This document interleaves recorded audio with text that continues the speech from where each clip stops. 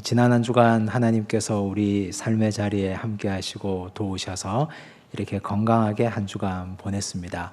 다시 하나님 제단 앞에 불러주셨으니 이 자리에서 은혜 받은 대로 한 주간 승리하며 살아가시기를 간절히 바랍니다. 우리나라에서 주식 투자의 대부라고 불리는 사람은 존 리라는 분입니다. 이분의 한국 이름은 이정복입니다. 이분은 연세대학교에서 재학 중이다가 갑자기 학교를 그만두고 미국으로 건너갑니다. 미국에서 7년 동안 안 해본 일이 없다 할 정도로 모든 일을 다 해봤습니다. 돈을 벌기 위해서였습니다. 가정고생을 다하며 열심히 일을 했습니다. 그분은 일만 하는 것이 아니고 회계사 시험을 공부를 했습니다. 7년이 지난 이후에 회계사 자격증을 획득합니다. 그리고 미국의 투자 전문 회사에 취업을 합니다. 그곳에서 밑바닥부터 투자의 기본부터 하나하나 차근차근 배워가기 시작합니다. 언제, 어느 때 어떻게 투자해야 되며 돈의 흐름과 유통은 어떻게 되는지를 열심히 배웠습니다. 그러다가 최초의 외국인 전문 펀드인 코리아 펀드를 설립합니다. 이 코리아 펀드가 그야말로 역사적인 업적을 만들어냅니다. 약 15년 동안 1600%의 수익률을 창출했습니다. 기념비적인 일이었습니다. 수많은 사람들이 그를 모셔가려고 했고 그는 그때부터 귀하신 몸이 됩니다. 이곳 저곳에서 투자 전문 회사를 경영하고 운영하는 일을 했습니다. 2014년 우리나라에 귀국해서 한 투자 전문 회사의 CEO로 지금까지 활동하고 있습니다. 그 이후로 많은 책을 저술하고 강연도 하고 있습니다. 최근에 어느 한 TV 프로그램에 나와서 진행자와 대담했던 적이 있습니다. 그 대화 가운데 한 이야기를 제가 들었습니다. 진행자가 이렇게 물었습니다. 지금 현재 코로나로 인한 폭락장에서 매수를 하는 것이 좋을까요? 매도하는 것이 좋을까요? 매수의 시점과 매도의 시점을 알려주시면 좋겠습니다. 만약 주식을 산다면 어떤 종목을 사는 게 좋고 판다면 처분한다면 어떤 걸 빨리 처분하는 게 좋을까요? 사실 주식 투자를 해보신 분들은 다 아실 테지만 매수와 매도의 시점을 잡는 것이 굉장히 어렵지 않습니까? 어떤 종목을 투자하고 어떤 종목에서 발을 빼야 할지도 굉장히 어려운 일입니다. 그래서 사람들은 그렇게 묻는 것이 어쩌면 당연할지도 모르겠습니다. 그런데 그 질문을 받았던 이분은 이렇게 대답합니다. 질문 자체가 잘못됐습니다. 주식은 파는 것이 아니고 사서 가지고 있는 것입니다. 단기적으로 사고 파는 일을 너무 자주 반복한 나머지 주식이 투자라는 개념이 아니고 투기로 흘러가 버렸습니다. 한번 사면 10년이고 20년이고 오랫동안 붙들고 있어야 기업과 국가와 개인에게도 유익합니다. 이렇게 조언했습니다. 교과서적인 답변입니다. 그런데 덧붙여서 한마디를 더 했습니다. 주식을 언제 사고 언제 파느냐를 알면 제가 여기 있겠습니까? 하나님밖에 모르는 일입니다. 저는 그분의 대담 프로그램을 보면서 많은 사람들이 돈을 벌기 위해서 타이밍과 시기를 굉장히 중요하게 생각하는구나 하는 걸 깨달았습니다. 세상의 사람들이 돈을 버는 일에는 시기가 중요하고 때가 중요합니다.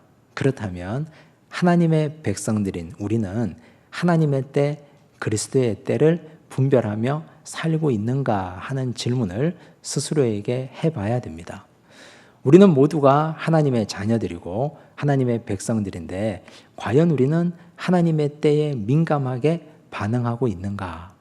하나님이 원하는 그때를 민감하게 반응하고 살고 있다면 성공적인 신앙생활이 될 텐데 그렇지 못하면 신앙생활에 어딘가 모르게 어긋나고 빗나가는 일이 많아질 것입니다. 오늘 읽은 본문의 배경은 유월절입니다. 유월절은 이스라엘 백성들에게 가장 큰 명절입니다.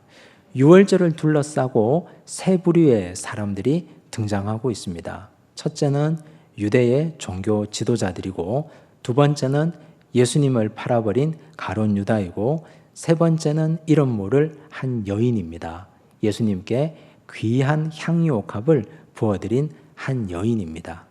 이 세 부류의 사람들을 통해서 주님의 때를 분별하는 것이 어떤 것임을 깨닫게 될 것입니다.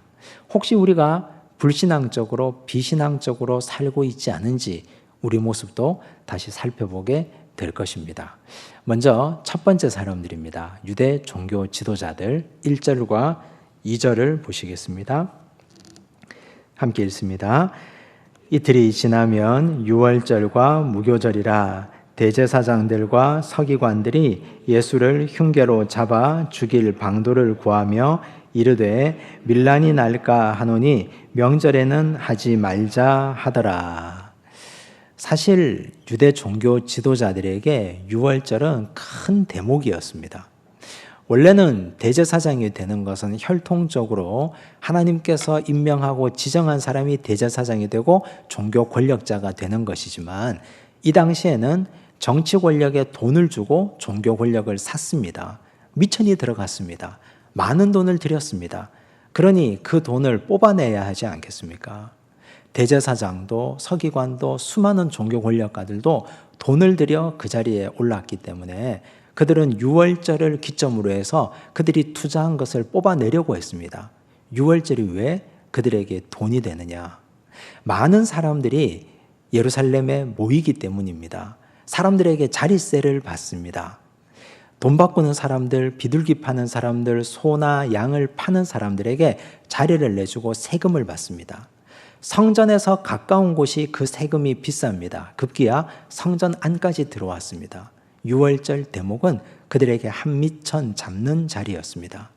그런데 예수님께서 갑자기 나타나셔서 성전을 뒤집어 엎었습니다. 성전을 정화하신 것입니다. 내 아버지의 집은 기도하는 집이다. 너희가 강도의 구례를 만들었도다.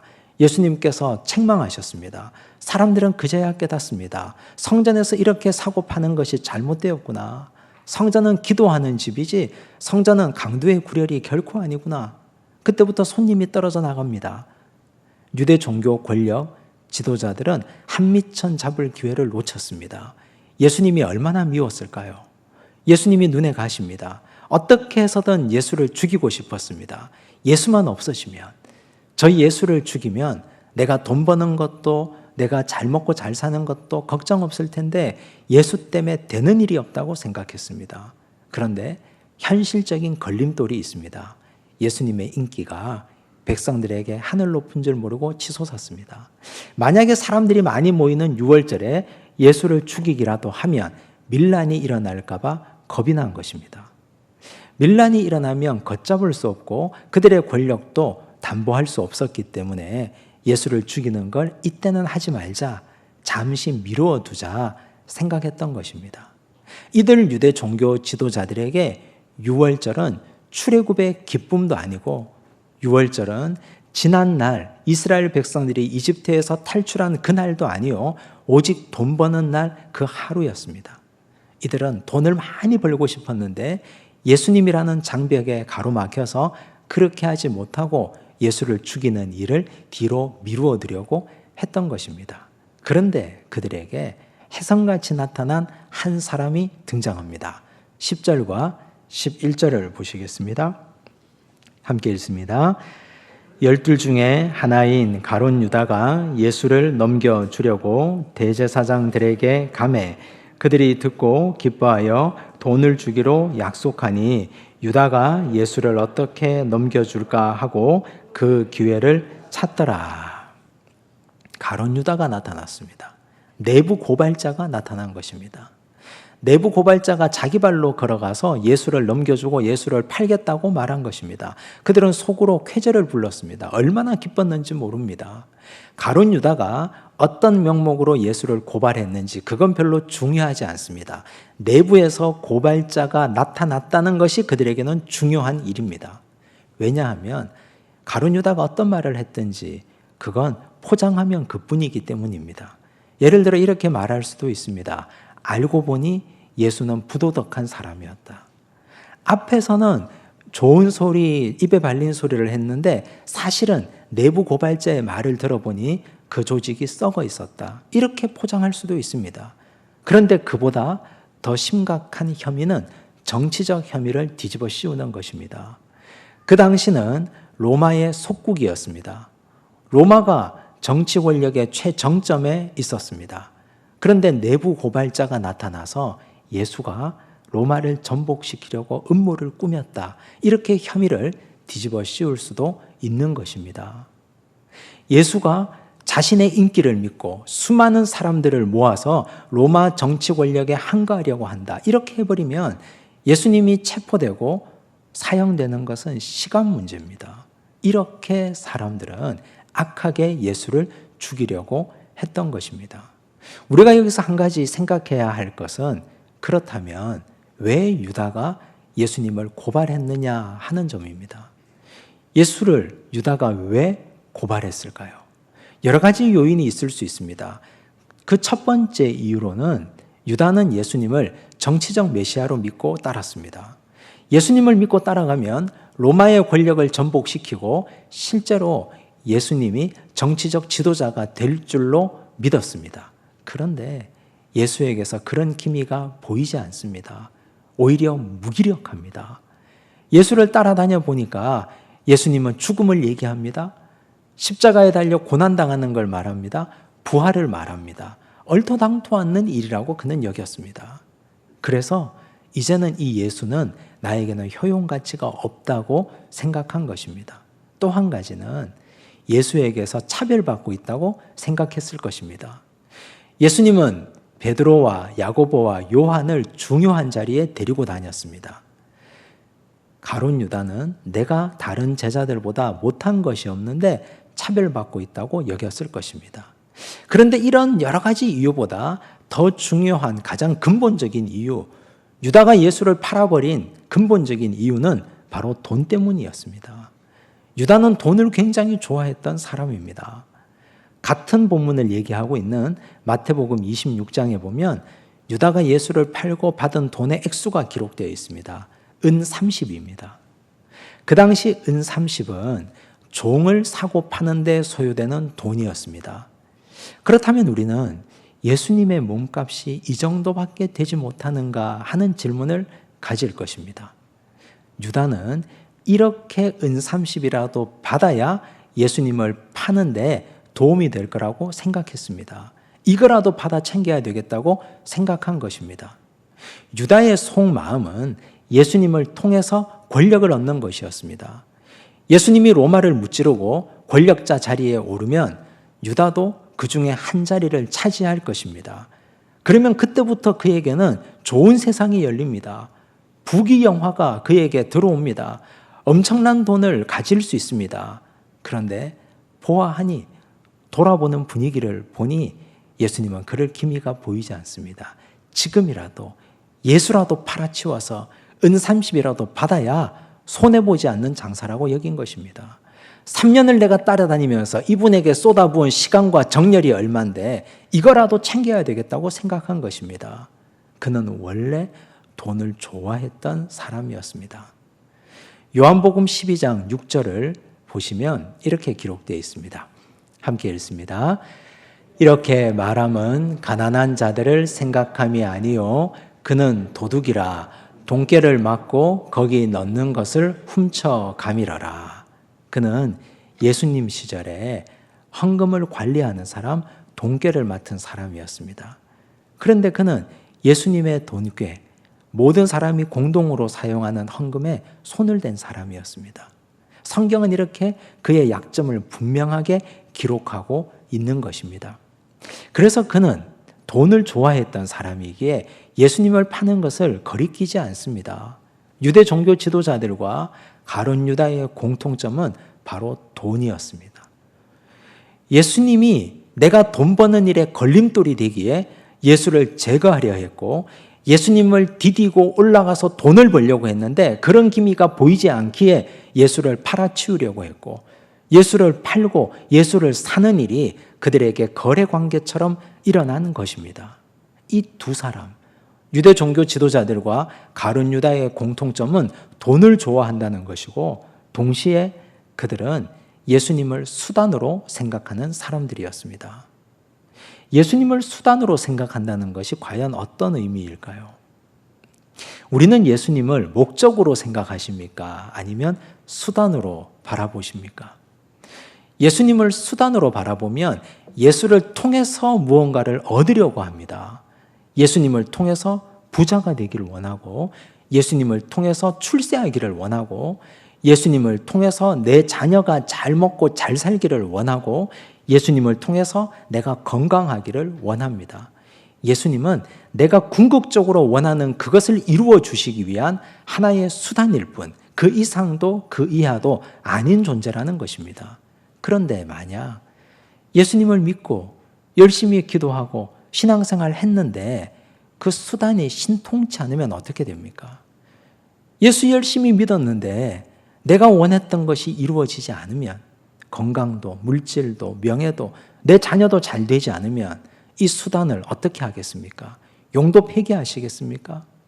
가룟 유다는 그런 의미에서 예수님을 수단으로 여겼고, 그 수단이 신통치 않다고 생각한 순간 예수님을 폐기한 것입니다. 그냥 버리기에는 아까웠기 때문에 예수를 팔아서 은 30이라도 얻으려고 했던 것입니다. 그런 의미에서 본다면 오늘 신앙생활하고 있는 우리 중에도 예수님을 수단으로 생각하고 있는 사람들이 굉장히 많을 것입니다. 예수님을 통해서 뭔가를 얻으려고 했는데 잘 되지 않습니다. 그래서 예수님을 용도 폐기합니다. 신앙을 떠나버립니다. 믿음 생활을 포기해버립니다. 그런 사람들이 굉장히 많습니다. 우리가 여기서 분명히 기억해야 될 것, 예수님은 수단이 아니라 목적 그 자체이십니다. 우리가 예수님을 목적으로 두고 주님 한 분만 보고 따라가야 합니다. 왜냐하면 예수님의 피를 통해서 우리는 구원받은 하나님의 자녀가 되었기 때문입니다. 하나님께서 그 아들 독생자 예수 그리스도를 이 땅에 보내주시고 우리는 가만히 두었다면 썩어 없어질 인생이었고 지옥불의 불쏘시개밖에 되지 못할 인생이었는데, 우리는 예수님의 공로로, 그 피의 공로로 구원받은 하나님 자녀가 됐습니다. 천국 생명책에 우리 이름이 기록되었습니다. 그러므로 이제는 우리는 예수님이 목적이 되어서 예수님을 위해서, 주님의 말씀을 위해서, 주께서 우리에게 바라시는 바를 이루기 위해서 살아가야 할 것입니다. 이것이 예수님을 목적으로 삼는 인생입니다. 가룟 유다나 유대 종교 지도자들처럼 예수를 수단으로 삼는 어리석은 자들이 되지 않기를 간절히 바랍니다. 또 한 부류의 사람이 등장합니다. 3절을 보시겠습니다. 함께 읽습니다. 예수께서 베다니 나병 환자 시몬의 집에서 식사하실 때에 한 여자가 매우 값진 향유 곧 순전한 나드 한 옥합을 가지고 와서 그 옥합을 깨뜨려 예수의 머리에 부으니. 갑자기 일어난 일입니다. 한 여인이 나타나서 예수님의 머리에 아주 귀중한 나드 옥합 하나를 갖다 부었습니다. 예수님의 머리에서부터 발끝까지 이 향유가 흘러내리는데 몇 초나 걸렸을까요? 2, 3초가 걸리지 않았을 것입니다. 단 몇 초 만에 이 아까운 것이 다 쏟아져 내렸습니다. 향기가 온 집안을 가득 채우고 진동합니다. 이렇게 갑작스레 일어난 일은 사람들을 당황스럽게 했습니다. 그 자리에 모였던 수많은 사람들이 여인을 책망합니다. 4절과 5절을 보시겠습니다. 함께 읽습니다. 어떤 사람들이 화를 내어 서로 말하되 어찌하여 이 향유를 허비하는가? 이 향유를 300데나리온 이상에 팔아 가난한 자들에게 줄 수 있었겠도다 하며 그 여자를 책망하는지라. 책망했다, 이 단어는 에네브리몬트라는 단어를 쓰고 있습니다. 에네브리몬트는 절제력을 잃고 심하게 꾸짖다, 몰아붙이다 라는 뜻입니다. 수많은 사람들이 절제력을 잃었습니다. 여인을 심하게 책망했습니다. 왜 그랬을까요? 여인이 한순간에 쏟아부은 향유 옥합의 가치 때문입니다. 돈으로 바꾸면 300데나리온 이상의 가치가 있다고 기록합니다. 그렇다면 300데나리온은 얼마나 많은 돈일까요? 요한복음 6장에 보면 예수님께서 오병이어 사건을 행하신 일이 있습니다. 수많은 사람들을 보고 예수께서 빌립에게 묻습니다. 빌립아, 이 사람들을 먹이려면 얼마의 돈이 필요하겠느냐? 빌립이 대답합니다. 돈을 조금씩 걷어도 200데나리온 어치의 돈이 부족합니다. 200데나리온은 남자만 5,000명, 어린아이, 노인, 여자들까지 하면 10,000명이 넘는 사람들을 먹일 수 있는 돈입니다. 그런데 300데나리온은 성인 남자만 7,500명, 그 외에 여자, 노인, 어린아이까지 하면 엄청나게 많은 숫자를 먹일 수 있는 돈입니다. 게다가 그 당시 노동자의 하루 품삯이 1데나리온입니다. 300데나리온은 노동자의 1년 연봉에 해당하는 거액입니다. 이 돈을 한순간에 쏟아부었습니다. 베다니 나병 환자 시몬의 집에서 일어난 일입니다. 베다니는 가난한 사람들이 모이는 곳입니다. 이 여인도 가난한 사람입니다. 주변에 수많은 가난한 사람들이 있습니다. 그러니 수많은 사람들이 너는 지금 정신 나간 짓을 한 것이다. 이걸 팔아서 여기에 수많은 가난한 자들에게 나누어 주면 훨씬 더 유익할 텐데 왜 이런 짓을 했느냐 책망하는 것입니다. 여러분은 어떻게 생각하십니까? 여인의 행위와 책망하는 사람의 말 중에 어떤 것이 옳다고 생각하십니까? 단순하게 생각하면 여인이 정신 나간 짓을 했다고 생각할 수 있습니다. 단순하게 생각하면 책망하는 사람들의 말이 옳다고 생각할 수도 있습니다. 하지만 여기서 중요한 것은 당사자인 예수님의 말씀을 들어봐야 됩니다. 주님께서는 어떻게 판단하셨을까요? 6절에서 8절을 보시겠습니다. 함께 읽습니다. 예수께서 이르시되 가만두라. 너희가 어찌하여 그를 괴롭게 하느냐. 그가 내게 좋은 일을 하였느니라. 가난한 자들은 항상 너희와 함께 있으니 아무 때라도 원하는 대로 도울 수 있거니와 나는 너희와 항상 함께 있지 아니하니라. 그는 힘을 다하여 내 몸에 향유를 부어 내 장례를 미리 준비하였느니라. 한마디로 말하면 잘했다는 것입니다. 너무너무 잘했다. 가난한 사람들은 항상 너희와 함께 있는데 나는 항상 너희와 함께 있지 아니하니 잘한 것이다. 아마 이 자리에 있었던 많은 사람들은 충격을 받았을 것입니다. 예수님도 이렇게 말씀하시네? 평소에 예수님은 가난한 자, 헐벗은 자, 도울 길이 없는 자들을 도우라고 말씀하셨는데 왜 이렇게 말씀하실까? 자신에게 엄청난 금액을 쏟아부었는데 이걸 칭찬하시니 예수님도 할 수 없이 자기중심적인 사람이구나. 사람들은 그렇게 주님을 오해했을 수도 있습니다. 하지만 여기서 중요한 포인트는 8절입니다. 내 장례를 미리 준비하였느니라. 예수님은 이제 며칠 있으면 6월절 어린 양으로 고난받고 죽고 장례 치르시고 3일 만에 부활하실 것입니다. 여인의 입장에서는 예수님이 이제 우리 마을을 떠나가시면 예수님을 육체로는 다시는 만날 수 없습니다.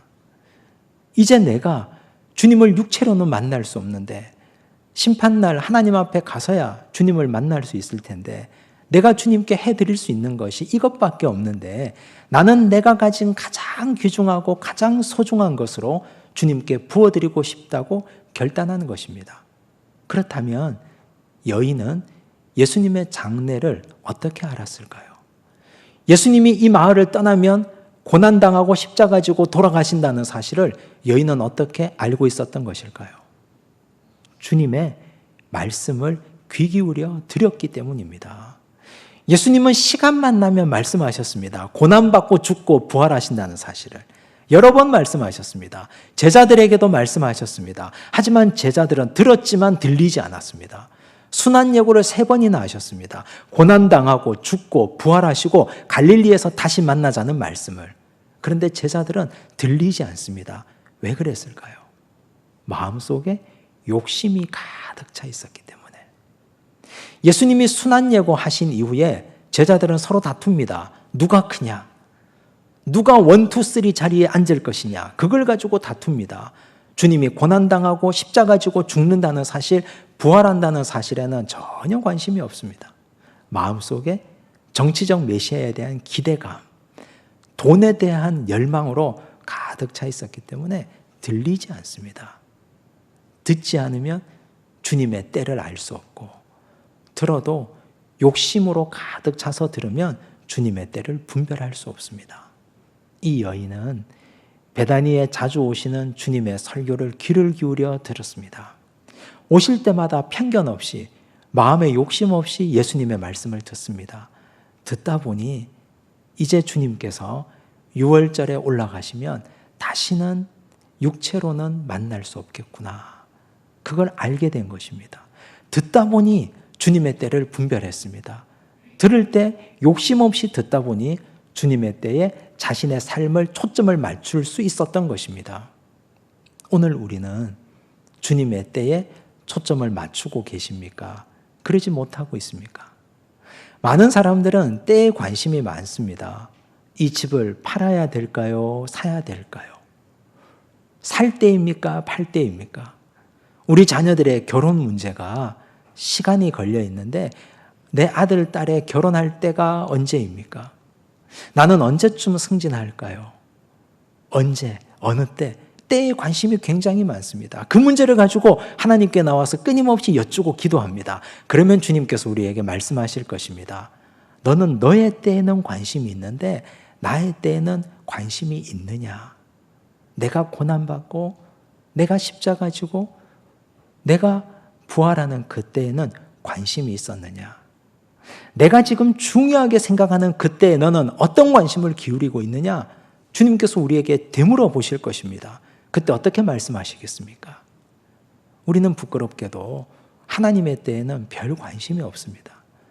우리는 민망하게도 주님의 때에는 별다른 관심이 없습니다. 나의 때에만 관심이 있습니다. 욕심이 가득 차 있기 때문에 주님의 때를 분별하셔야 됩니다. 주님의 때를 분별한 이 여인은 그 다음 어떤 삶을 살았을까요? 여인을 책망했던 사람들은 여인에 대해서 이걸 팔아서 가난한 자들에게 주지 않는다고 비난했습니다. 예수님께서 여인에게 향유옥합의 기름 부음을 받고 예루살렘에 올라가서 십자가 지고 돌아가셨습니다. 부활하셨습니다. 그 이후에 여인의 삶은 예수님의 말씀대로 가난한 자, 병든 자, 연약한 자들을 섬기며 살았을 것입니다. 왜 이렇게 생각할 수 있느냐? 한 가지를 하면 그 다음도 하게 되어 있기 때문입니다. 예수님의 때, 주님의 때에 초점을 맞추고 사는 인생은 남들이 시키지 않아도 한 가지가 되면 그 다음도 자연스럽게 되기 때문입니다. 반면에 가난한 자들을 돕지 않는다고 비난했던 사람들, 그 사람들은 주님의 때에 관심이 없는 사람들입니다. 그런 자들은 가난한 자들도 돕지 않습니다. 말은 그럴듯하게 하나, 그러나 행동은 하지 않는 사람들입니다. 주님의 때에 관심을 맞추지 않으면 그 나머지 주님의 말씀을 듣지 않고 마음에 욕심이 가득 차 있기 때문에 가난한 자를 돕는 일도 게을리할 수밖에 없을 것입니다. 우리는 이건 되고 이건 되지 않는 인생을 살면 안 될 것입니다. 주님의 때에 관심을 가지면 다른 일도 다 될 수밖에 없을 것입니다. 예수님께서 이 여인을 칭찬하셔서 길이 들어 축복하셨습니다. 9절을 보십시오. 함께 읽습니다. 내가 진실로 너희에게 이르노니 온 천하에 어디서든지 복음이 전파되는 곳에는 이 여자가 행한 일도 말하여 그를 기억하리라 하시니라. 이 여자가 행한 모든 일이 복음이 전파되는 그곳에 널리 퍼져갈 것이라고 말씀하셨습니다. 하나님께서 우리에게도 이런 역사와 은혜를 허락해 주시리라 믿습니다. 우리가 주님의 때에 우리의 때를 맞추고 주님의 시간에 우리의 시간을 맞추며 살아가면 하나님의 영광이 우리의 인생을 둘러싸고 우리가 원하지 않은 것까지도, 내가 마음에 품고 있는 소원까지도 주께서 들으시고 응답하시리라 믿습니다. 이 놀라운 은총을 받고 살아가시는 믿음의 백성 되시기를 바랍니다. 기도하겠습니다. 하나님 아버지 감사합니다. 주님의 때에 관심을 가지기를 원합니다. 우리는 사실 우리 인간의 때, 돈이 되는 때, 출세할 수 있는 그 시간을 가지고 살아갔습니다. 하지만 주께서 우리에게 바라고 원하시는 것은 주님의 때에 관심을 기울이라는 말씀이었습니다.